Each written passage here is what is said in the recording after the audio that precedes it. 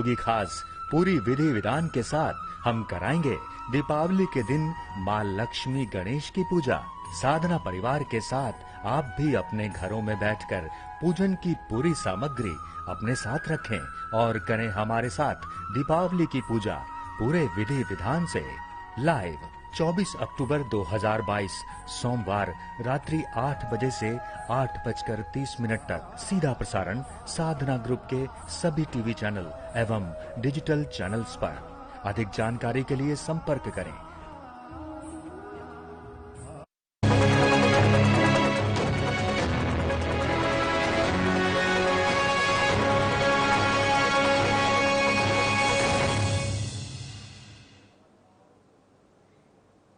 नमस्कार, बहुत बहुत स्वागत है आपका और मैं हूं आपके साथ प्रियव्रत दीक्षित। बुलेटिन की शुरुआत करेंगे, लेकिन उससे पहले एक नजर सुर्खियों पर। राजीव गांधी ग्रामीण ओलंपिक खेलों का समापन। हनुमानगढ़ के खिलाड़ियों ने जीती ओवरऑल चैंपियनशिप। विजेता खिलाड़ियों को सीएम गहलोत ने किया सम्मानित।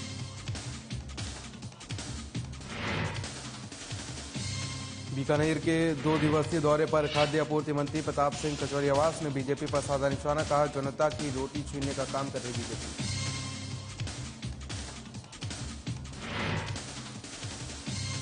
बीकानेर में जिला स्तरीय जनसुनवाई आयोजित। कार्यक्रम में शामिल हुए केश कला बोर्ड अध्यक्ष महेंद्र गहलोत। कहा, जनसुनवाई का उद्देश्य आम जन को राहत प्रदान करना।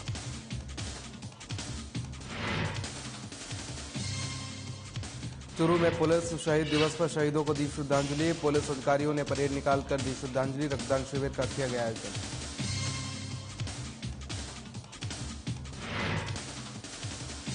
और जयपुर में सीनियर फाइनल मुक्केबाजी प्रतियोगिता आयोजित। जिला मंत्री लक्ष्मण सिंह चौहान ने किया आयोजन। 12 महिलाओं और 13 पुरुषों ने जीता गोल्ड।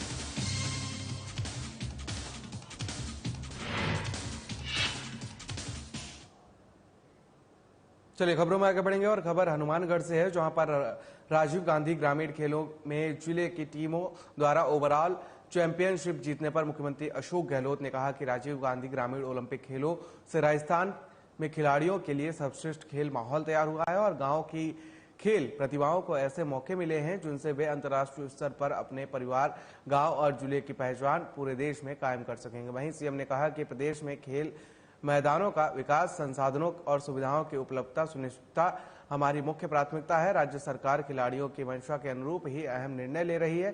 खिलाड़ियों में अपने सुरक्षित भविष्य को लेकर विश्वास बढ़ रहा है और इससे ही खेल जगत में राजस्थान सिरमौर बनेगा। वहीं मुख्यमंत्री गहलोत ने कहा कि ग्रामीण ओलंपिक से देश में नया इतिहास रचा गया है।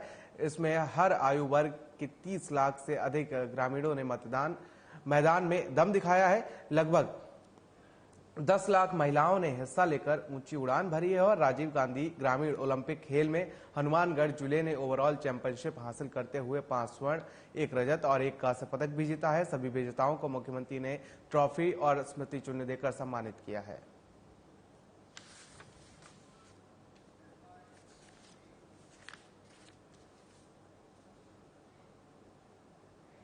चलिए खबरों में आगे बढ़ेंगे और खबर बीकानेर से है, जहां पर खाद्य नागरिक आपूर्ति मंत्री प्रताप सिंह कचौरियावास 2 दिवसीय दौरे पर बीकानेर पहुंचे और इस दौरान कचौरियावास ने कहा कि कांग्रेस को बीजेपी से डर नहीं है।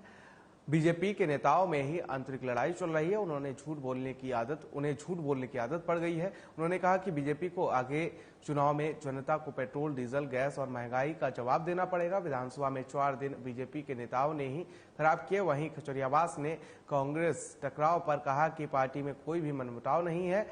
बीजेपी पर आरोप लगाते हुए कहा कि बीजेपी के नेता झूठ, फरेब और धोखे की राजनीति कर रहे हैं और उससे साबित हो गया है कि बीजेपी का जनता से कोई सरोकार नहीं है। सरकार कांग्रेस की हो या बीजेपी की, सभी को जनता के लिए वादे को पूरा करना चाहिए। साथ ही कचौरियावास ने कहा कि बीजेपी खजाना भरने में लगी है।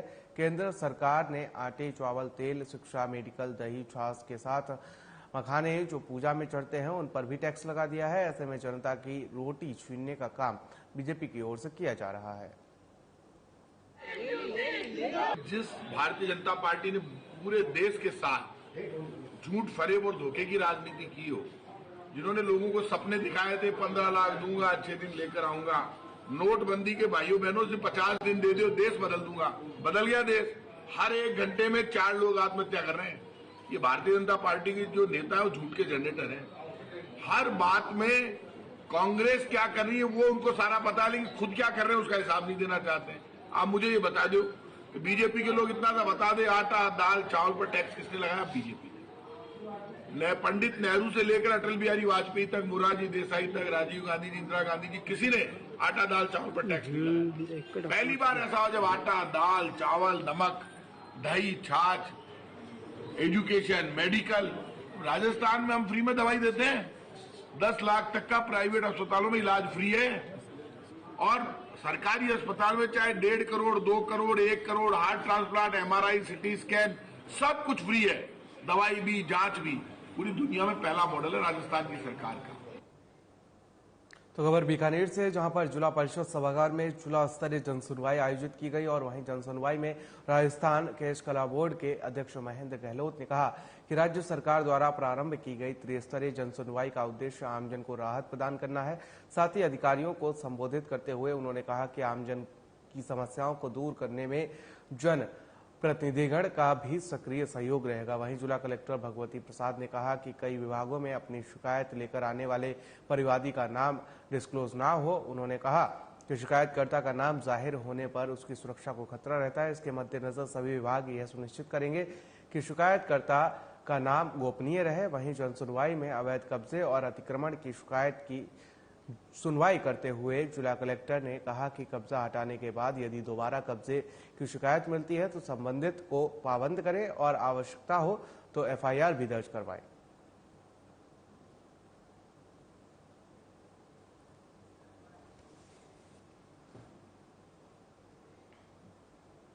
तो वहीं चूरू के पुलिस लाइन में पुलिस शहीद दिवस पर SP दिगत आनंद ने पुलिस के शहीदों को पुष्प अर्पित कर श्रद्धांजलि दी और इस मौके पर SP दिगत आनंद ने कहा कि जिले में पुलिस अधिकारियों और पुलिसकर्मियों ने जो बलिदान किया है उन्हें हमेशा याद किया जाएगा। जब भी कोई विकट परिस्थिति आती है पुलिस हमेशा उनसे निपटने के लिए तैयार रहती है। आमजन की रक्षा के लिए पुलिस हमेशा तत्पर रहती है। वहीं SP ने कहा कि पुलिस शहीद दिवस पर भीम सिंह शेखावत 14 मई 2019 को ड्यूटी पर शहीद हुए थे। उनकी याद में क्वार्टर गार्ड पुलिस लाइन में उनके पुत्र अशोक सिंह शेखावत और पूर्व ASI घीसालाल परिहार जो 16 जुलाई 1998 को शहीद हुए थे, तो उनकी पत्नी गीता देवी ने पौधारोपण किया। इस अवसर पर SP दिगत आनंद ने भी पौधारोपण किया। साथ ही पुलिस अधिकारियों और पुलिसकर्मियों ने रक्तदान किया है और मौके पर ASP राजेंद्र मीणा, CO राजेंद्र कुमार बुडक और सहित पुलिस कंट्रोल के इंचार्ज SI सुनील कुमार और समस्त स्टाफ ने शहीदों को श्रद्धांजलि दी है।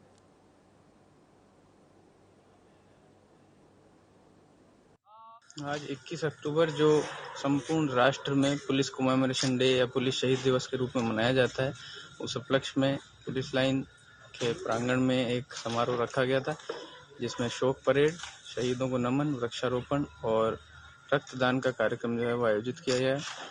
इसी क्रम में 21 तारीख से लेकर यानी कि आज से लेकर और 31 तक विभिन्न कार्यक्रमों का आयोजन रखा गया है जो शहीद दिवस की इस भूमिका पे आधारित होंगे, जैसे कि बाइक रैली, निबंध प्रतियोगिताएं इत्यादि। कस्बा बैर नगर पालिका के सफाई कर्मचारियों और मुर्दा मवेशी की बात कर ली जाए तो यहां पर ठेकेदार की ओर से कस्बे के मृत जानवरों को बयाना गेट मेगा हाईवे 45 बैर बयाना रोड शमशान घाट के पास डाल दिया जाता है, जिसके कारण सुबह मंदिर आने जाने वाले और मॉर्निंग वॉक करने वाले व्यक्तियों को काफी दिक्कत का सामना करना पड़ता है। मृत पशुओं को कुत्ता सियार खींचकर बीच सड़क पर ले जाते हैं, जिसके कारण स्ट्रेट मेगा हाईवे पर सड़क हादसे होते रहते हैं। साथ ही आम राहगीरों को बेहद दुर्गंध का सामना करना पड़ता है और मृत जानवरों की दुर्गंध से आसपास का वातावरण दूषित हो जाता है। साथ ही सुबह सुबह घूमने फिरने आने वाले लोगों को भी श्वास लेने में दिक्कत होती है। और बात की जाए तो कुछ राहगीरों ने इस समस्या से प्रशासन को अवगत कराने की कोशिश की, लेकिन प्रशासन कोई भी कार्रवाई नहीं कर रहा है।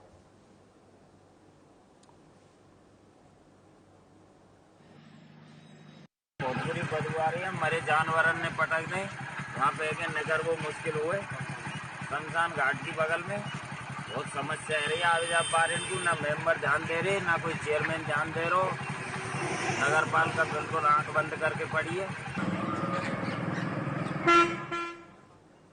तो वहीं आपको बता दें कि बैर से खबर सामने आई है, जहां पर आपको बता दें कि दूषित वातावरण से आमजन को परेशानी हो रही, तो वहीं इसके चलते नगर पालिका को कई बार अवगत भी कराया गया है, लेकिन इसके बावजूद यहां पर कोई भी सुनवाई होने को तैयार नहीं है। तो वहीं रहवासियों ने बताया कि यहां पर आसपास जो भी जानवर मत हो जाते हैं उनको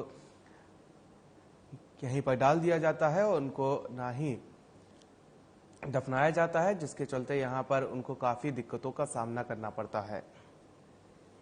तो वहीं कस्बा बैर नगर पालिका की यहां पर बड़ी लापरवाही सामने आई है, सफाई कर्मचारियों की बड़ी लापरवाही सामने आई है और मुर्दा मवेशी के ठेकेदार की ओर से कस्बे में मृत जानवरों को बयाना गेट मेगा हाईवे 45 बैर बयाना रोड शमशान घाट के पास डाल दिया जाता है, जिसके कारण सुबह आने जाने वाले और मॉर्निंग वॉक करने वाले व्यक्तियों को काफी दिक्कत होती है।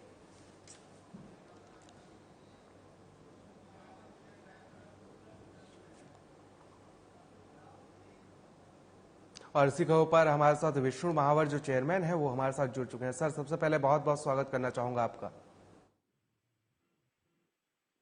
सर, आपको विष्णु जी आवाज पहुंच रही है आपको?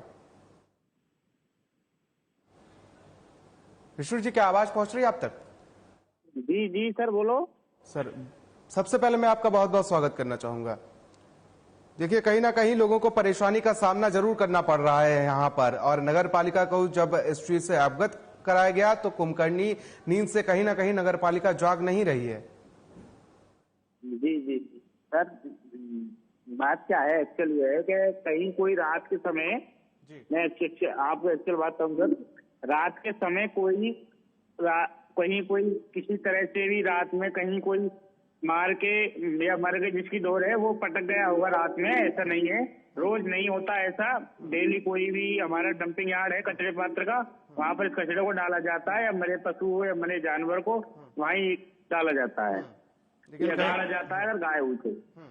लेकिन कहीं ना कहीं परेशानियों का सामना तो आम जन को करना पड़ रहा है ना, और इसके चलते अगर बात की जाए तो कहीं ना कहीं इस वक्त मौसम भी बीमारियों वाला चल रहा है, और जिसके चलते लोगों की जो परेशानियां हैं वो और बढ़ती हुई नजर आती हैं। मेरी बात सुनो श्रीमान जी।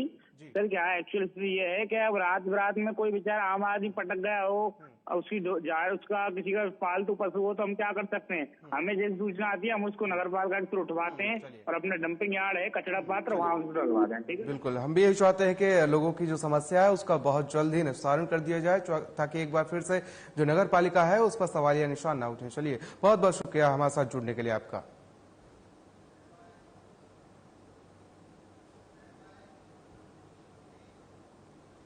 तो हर पुलिस थाना क्षेत्र के भद्राजून और कुआरड़ा गांव के बीच में स्थिति गौचर भूमि में गुरुवार दोपहर करीब 12 बजे अज्ञात कारणों से आग लग गई, जिसमें गौचर भूमि के करीब 3 किलोमीटर परिधि में आग का फैलाव हो गया। तत्पश्चात स्थानीय ग्रामीणों ने मौके पर पहुंचकर आग पर काबू पाने का प्रयास किया।